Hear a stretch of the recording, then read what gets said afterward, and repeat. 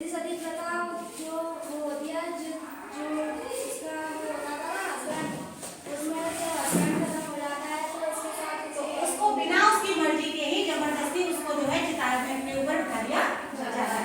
तो हमारे को समाज सुधारक आए थे जिन्होंने इस जाति प्रथा को आपके बहु विवाह को और सती प्रथा को रोकने का प्रयास किया। उसके बाद धीरे धीरे जो हमारी सामाजिक बुराइयां थी जो खत्म होने लगी, उसके बाद भारत में नव जागरण के बाद राष्ट्रवाद के विकास की ओर हम लोग बढ़े, जिसमें भारत की राजनीतिक एकता के साथ हम लोगों ने भारत के नव जागरण के भारत की नई व्यवस्था को लागू किया। जैसे अंग्रेजी शासन में एक सी अधीनता एवं एक सी समस्याएं थी। कैसी समस्याएं थी? मैंने आपको बताया था कि अंग्रेजी शासन में एक सी अधीनता का मतलब उनके अंडर काम कर रहे थे हम लोग, हमारी कोई स्वतंत्रता नहीं थी। तो कुछ समस्याएं थी, समाज समस्याएं थी। जैसे एक समस्या मैंने तुम लोगों को बताई थी, जैसे समस्या बताई थी मैंने कि ऊंच नीच जाति भाव, दूसरी क्या थी कि वो लोग जो है जो अच्छे पद थे, अच्छी नौकरियां देती, वो अंग्रेजों को ज्यादा वो करते थे कि वो आगे बढ़े, आगे उनको अच्छी नौकरियां मिले, और जो भारतीयों के लिए जो नौकरियां थी उनके लिए वो थोड़ा सा अलग रहते थे। वैसे ही कुछ समस्याएं थी। कानूनों ने भारत को एक से साथे में ढालना आरंभ कर दिया। अब जो नए कानून आए थे वो एक जैसे कानून बनने लगे। समाजवादी शक्तियों द्वारा देश में सांप्रदायिकता, क्षेत्रीय तथा भाषाई विरोध के बीच होने के बावजूद अखिल भारतीय भावना पनपी।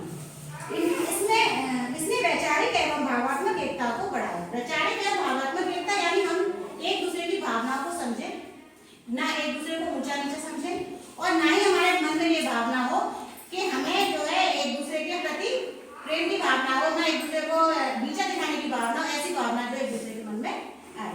फिर आता है तीव्र परिवर्तन। वास्तव में प्रशासनिक सुविधाएं, सैनिक रक्षा के उद्देश्य, आर्थिक व्यापार का व्यापारिक शोषण की बातों को ध्यान में रखते हुए ही परिवहन की तीव्र साधनों की योजना बनी। पक्के मार्ग बनवाए गए। इससे एक गांव से दूसरे तथा एक गांव से दूसरे गांव में, बड़े बड़े शहरों में आराम से जाया जा सके। क्यों? क्योंकि जब हम एक दूसरे की जाएंगे, आराम से हमें परिवहन मिलेंगे, तो एक दूसरे के विचारों को जानने में हमें आसानी, एक दूसरे मिलना होगा तो जानकारी एक दूसरे के विचार हम आपस में दे पाएंगे। दूसरा है डाक तथा संचार व्यवस्था। डाक और संचार व्यवस्था को बताएगा? डाक एवं संचार व्यवस्था एक जगह से दूसरी जगह हम जो है कोई भी हमें संदेश पहुंचाना हो, उसे या तो हम डाक के द्वारा पहुंचाते हैं या संचार माध्यम से, अखबार के माध्यम से। आजकल तो आपका ईमेल है, मोबाइल है, फोन है, उससे आप जो है कोई भी बात आपको कहनी है तो चारों तरफ फैला सकते हैं। उस समय डाक व्यवस्था ज्यादा थी। वास्तव में सन 1850 ईस्वी के उपरांत आरंभ हुई आधुनिक डाक व्यवस्था तक बिजली के तार ने देश की एक करने में सहायता दी। उस समय तार की व्यवस्था हुआ करती थी और पोस्टमैन और आपकी चिट्ठी की व्यवस्था हुआ करती थी, जो व्यवस्था अब लगभग खत्म हो चुकी है। आप लोगों ने शायद, मैं तुम लोगों को पहले ही बता चुकी हूँ कि तुम लोगों ने अंतर्देशीय पत्र देखे हैं?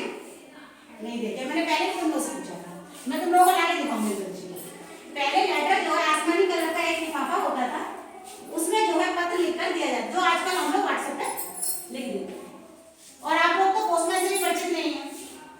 एक पीले कलर का वो भी होता था कार्ड ना, पोस्ट कार्ड। हाँ, जो पत्र है वो लिख करके भेज दिया जाता। कम शब्दों में अपनी बात को लिखकर और पोस्ट कर देते थे। हाँ, टेलीग्राम की व्यवस्था होती थी, वो भी जो कम शब्दों में टेलीग्राम, और उस पर टिकट भी लगाई जाती थी। 1 रुपए का टिकट लगता था, है ना, उस पर टिकट लगता था और टिकट के माध्यम से उसको, हाँ, हमने भी बहुत यूज किया। एक्चुअली मेरे फादर जॉब में उसमें